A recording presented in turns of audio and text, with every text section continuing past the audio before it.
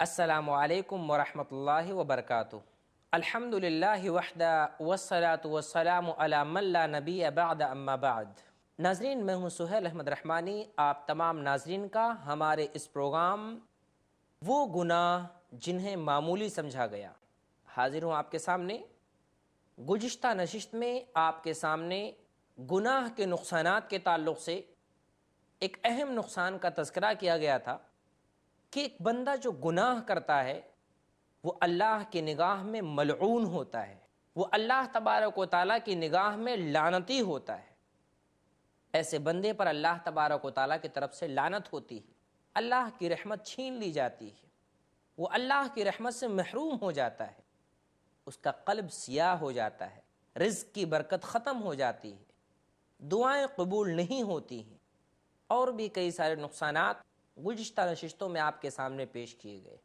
آج کی اس نشست میں انشاءاللہ آپ کے سامنے ایک اور نقصان کا تذکرہ کیا جائے گا کہ ایک بندہ اگر غلطی کرتا ہے، گناہ کرتا ہے، معاصی کا کام انجام دیتا ہے تو اللہ اکبر، اس کو اس دنیا کے اندر بطور عذاب، بطور سزا اللہ تبارک و تعالیٰ اس کے اوپر عذاب بھیج سکتا ہے۔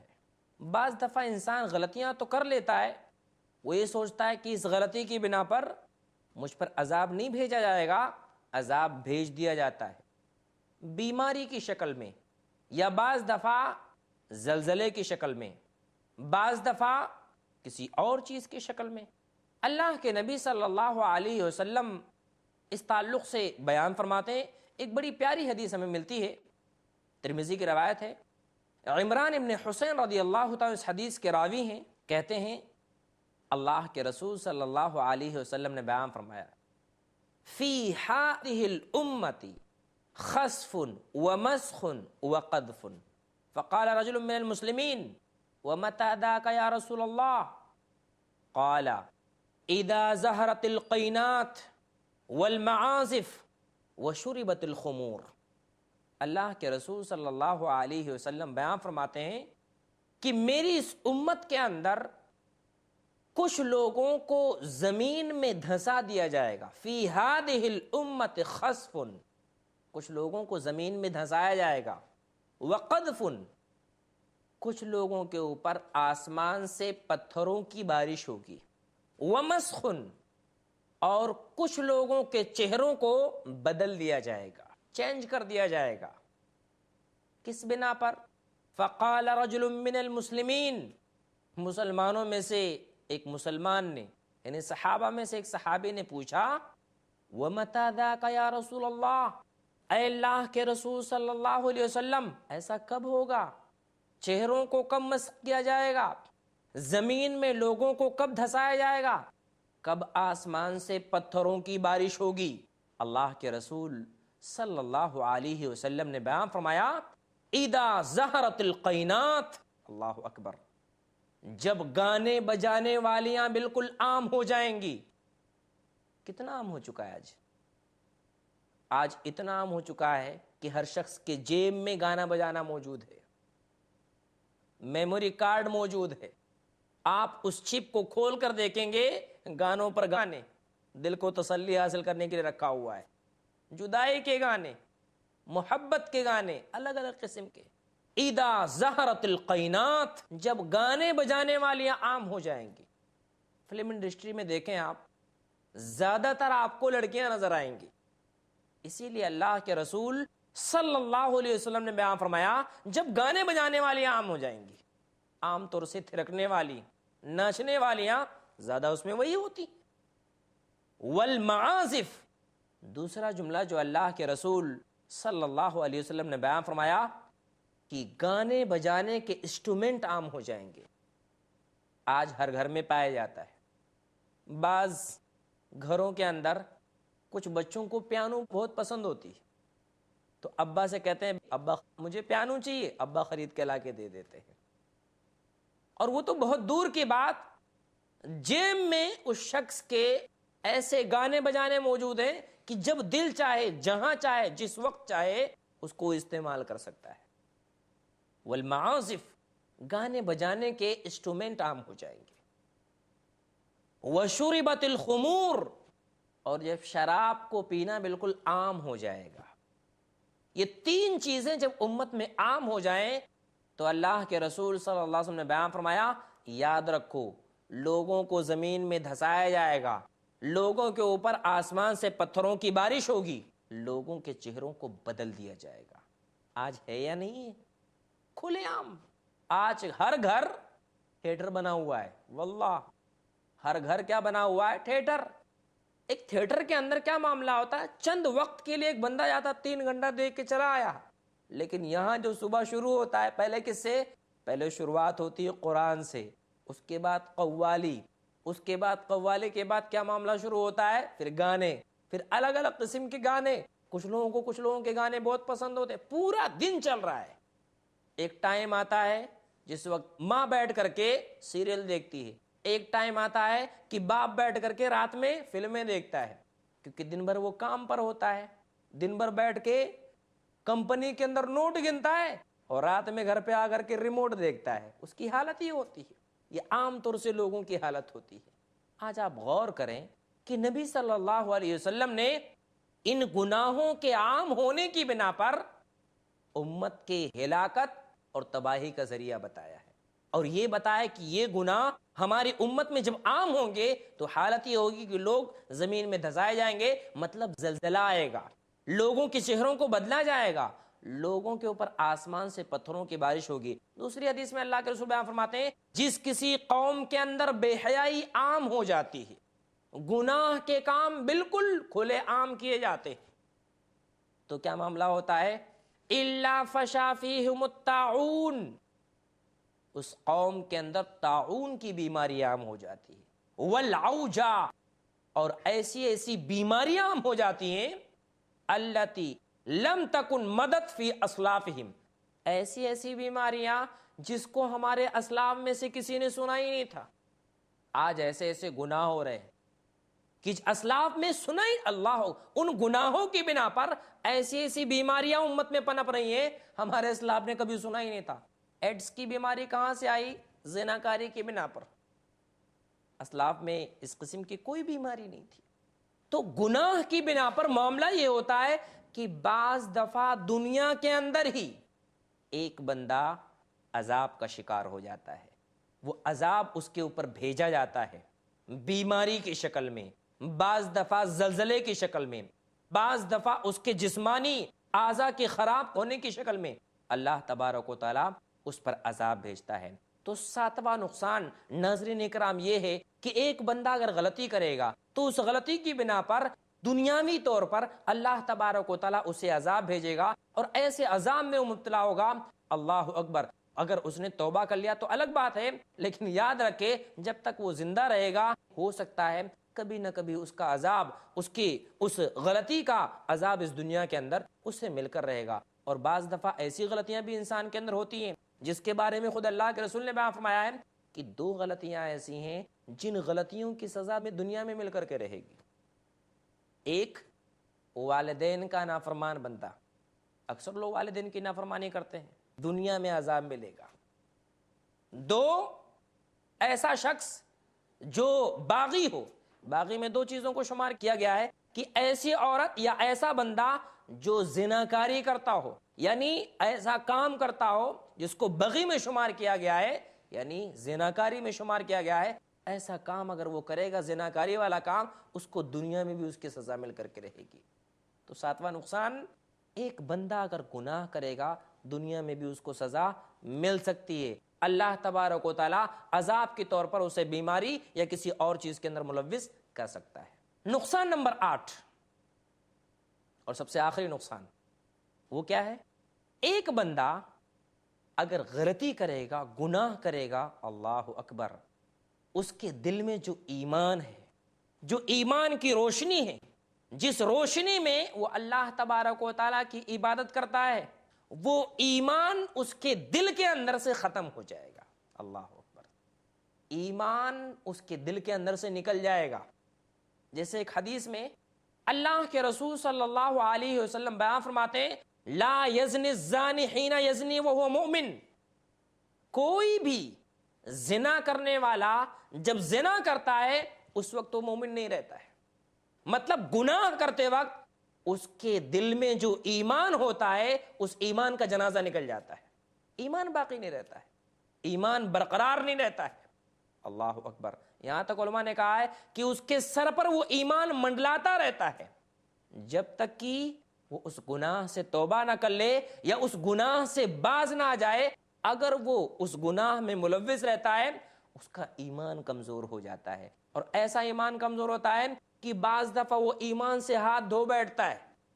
آج کتنے لوگ ہیں معاشرے میں کہ جن کا ایمان کمزور ہے, انہیں کوئی فکر نہیں, انہیں تھوڑی بھی فکر نہیں, انہیں ذرہ برابر بھی فکر نہیں کہ ان کا ایمان کہاں جا رہا ہے, ایمان کس درجے میں پہنچ چکا ہے, گناہ کرنے کا کوئی احساس نہیں.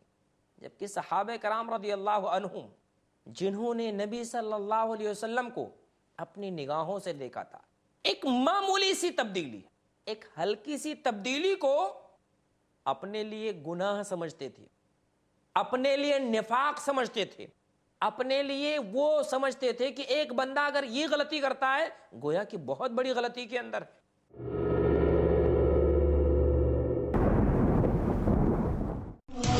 علاج جسمانی ہو یا ذہنی, اس شخصیت کے تعلیمات سے جانیے جنہیں چنا گیا سارے عالم کے لیے. شفا طب نبوی کا خزانہ, ہر سنیچر رات 8:30 بجے صرف آئی+ ٹی وی پر. بہتر زندگی کے لیے. آداب زندگی جانیے شیخ عبد الرحمان سنابلی سے اسلامی آداب کے سائے میں کیسے کامیاب ہوتی ہے زندگی. ہر منگل دوپہر 2:30 بجے اور رات 8:30 بجے صرف آئی+ ٹی وی پر. بہتر زندگی.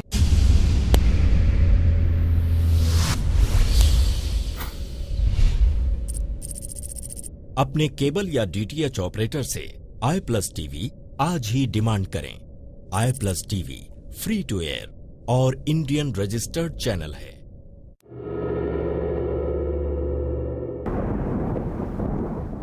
ایک صحابی تھے حضرت حنظلہ رضی اللہ تعالیٰ عنہ. اللہ اکبر, کتنا پیارا واقعہ ہے. صحابہ کو اپنے ایمان کی کتنی فکر ہے اور ہمیں تھوڑی بھی فکر نہیں. گناہ کر کے ایمان کا جنازہ نکل چکا ہے اور دعویٰ کیا کر رہے ہیں, ہمارے پاس بہت ایمان ہے, کامل درجے کا ایمان ہے. کامل درجے کا ایمان کیسے, پتہ کیسے چلے گا, ظاہر کب ہوگا جب آپ قلبی طور پر حقیقی معنوں میں مومن ہو. حنظلہ رضی اللہ تعالیٰ عنہ مشہور صحابی ہیں. کہتے ہیں ایک روز کی بات ہے, میں اللہ کے نبی صلی اللہ علیہ وسلم کی مجلس میں بیٹھا ہوا تھا. اللہ کے نبی نے جنت کا تذکرہ کیا, ہمیں بڑی خوشی ہوئی. ہم بھی جنت کے بارے میں سنتے بہت خوشی ہوتی ہے, حوریں ملیں گی, فروٹس ملیں گے, بہت ساری چیزیں ملیں گی. ناظرین آپ بھی اگر سنتے ہوں گے تو بڑی خوشی ہوتی ہوگی. صحابی کہتے ہیں ہم نے سنا مجلس کے اندر جنت کے بارے میں بڑی خوشی ہوئی. پھر نبی نے جہنم کا تذکرہ کیا. جب جہنم کا تذکرہ کرنے لگے اللہ کے نبی صلی اللہ علیہ وسلم, ہمیں رونا آ گیا. ہمیں رونا آتا ہے کہ نہیں, نہیں آتا ہے. جہنم کے بارے میں کبھی کوئی تذکرہ کرتا ہے تھوڑا بھی رونا نہیں آتا ہے. صحابہ کہتے ہیں ہم رونے لگے, ہمیں رونا آ گیا. تھوڑی دیر کے بعد مجلس ختم ہو گئی, ابھی ہم رو رہے تھے.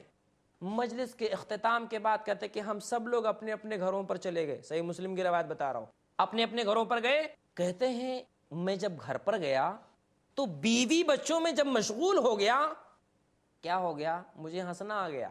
اور عام طور سے ہماری عادت ہوتی ہے, ہمارے اندر بھی یہ صفت ہوتی ہے کہ جب تک ہم عالم صاحب کے پاس ہوتے ہیں ہاں جی جی جی جی کرتے رہتے ہیں, لیکن جب عالم صاحب کے پاس نکلتے ہیں تو حال کیا ہوتا ہے, بدل جاتے ہیں. حالت ہماری بدل جاتی ہے, کیفیت ہماری بدل جاتی ہے. اللہ کے نبی کے صحابی کہہ رہے ہیں جب ہم نبی کے پاس سے اٹھ کر کے گئے تو گھر پہ جانے کے بعد بیوی بچوں میں مشغول ہو گئے. اس مشغولیت کی بنا پر ہماری حالت یہ ہو گئی کہ ہمیں ہنسنا آ گیا, ہم ہنسنے لگے, میں ہنسنے لگا. تھوڑی دیر کے بعد مجھے خیال آیا کہ شاید میں منافق ہوں. منافق, اللہ رب العزت نے قرآن مجید کے اندر کہا ہے کہ جو منافق ہوگا وہ جہنم کے سب سے نچلے طبقے میں ہوگا.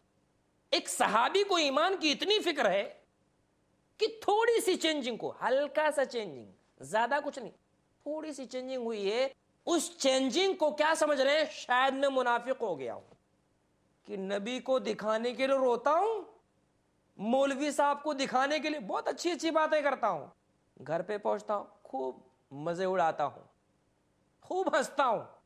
اس تبدیلی کو انہوں نے نفاق سے تشبیہ دیا, اور یہ جملہ ان کے زبان سے برجستہ نکلا, نافق حنظلہ, حنظلہ تو منافق ہو گیا ہے, حنظلہ منافق ہو گیا ہے, وہ نفاق والی باتیں کرتا ہے, نبی کو دکھانے کے لیے روتا ہے اور اپنے گھر پہ آ کر کے ہنسنے لگتا ہے, منافق ہے.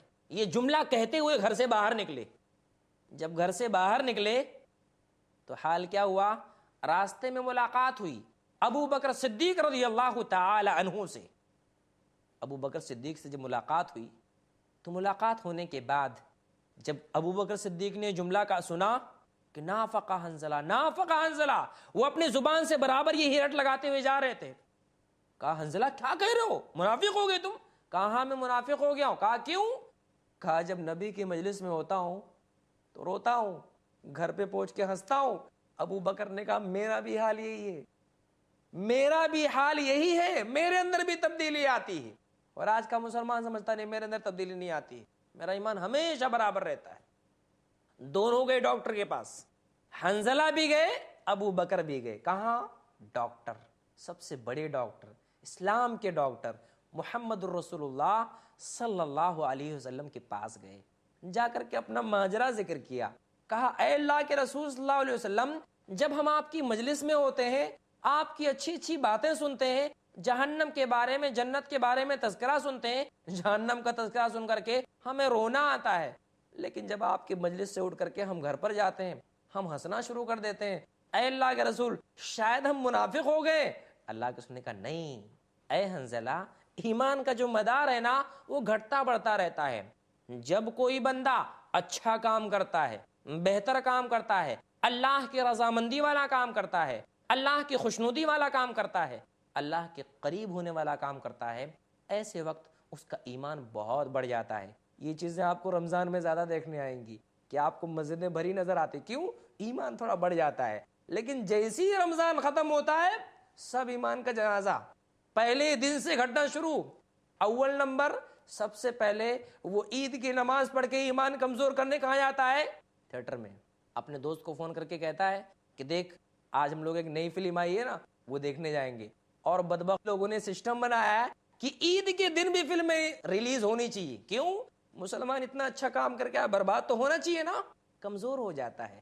اچھا خاصا ایمان کی بڑھوتری کرنے والا انسان اس کی زندگی میں تباہی پیدا ہو جاتی ہے.